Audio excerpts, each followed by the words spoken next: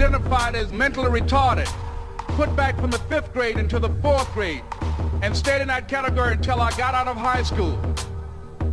I don't have any college training, but I met a high school teacher who one day changed my life. I was waiting on another student, and when he came in, he said to me, "Young man, go to the board and write what I'm about to tell you." And I said, I can't do that, sir. He said, "Why not?" I said, "I'm not one of your students." He said, "It doesn't matter. Follow my directions now." I said, "I can't do that, sir." He said, "Why not?" I said, "Because I'm educable mentally retarded." And he came from behind his desk and he looked at me. He said, "Don't ever say that again. Someone's opinion of you does not have to become your reality." And as he talked, my heart began to beat fast. Tears began to run by my eyes, and I was in the back just listening to him, because the speech he was giving, that speech was for me. And he said, "Les Brown," he said, "if you want to do anything worthwhile in life, you've got to be hungry." I told Mr. Washington I wanted to become a disc jockey. And so I started working to develop myself. He said, "I want you to practice every day being a disc jockey." I said, "But I don't have any job now." He said, "It doesn't matter."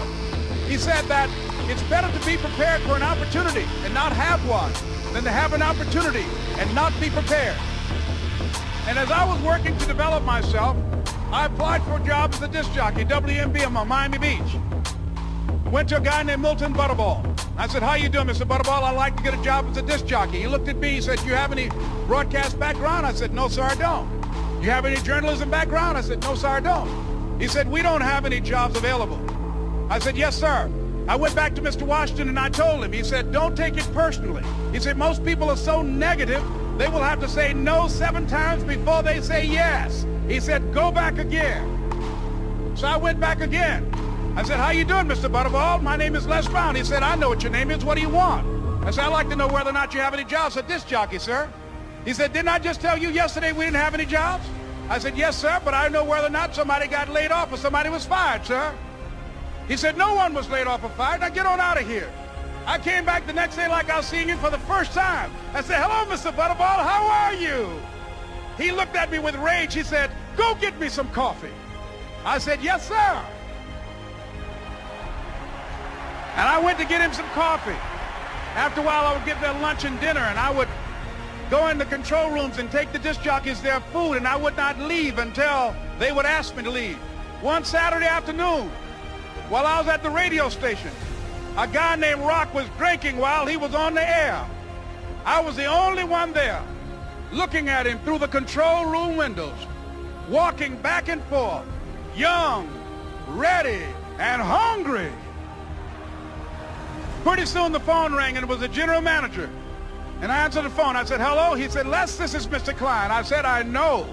He said, "Rock can't finish his program." I said, "I know." He said, "Would you call one of the other DJs in?" I said, "Yes, sir." I hung the phone up. I said, "Now he must think I'm crazy."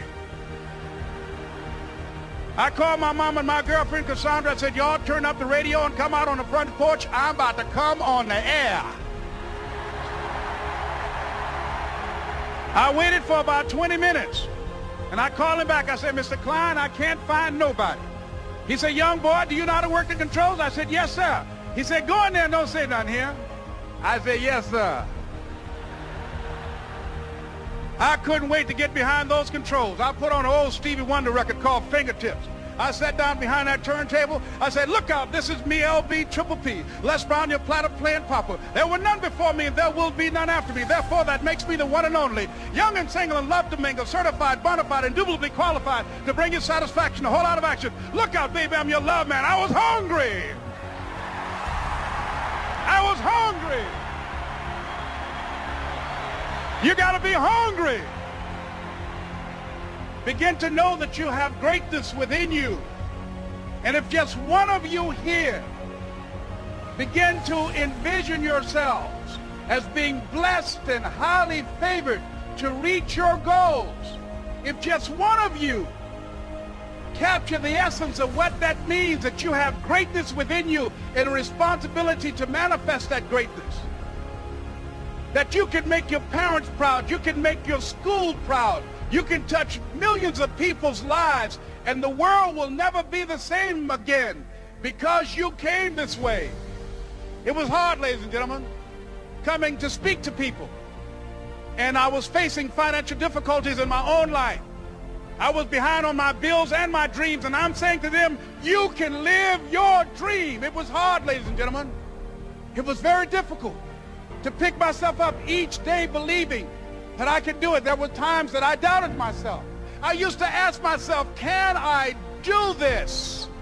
And something said within me, you're the one.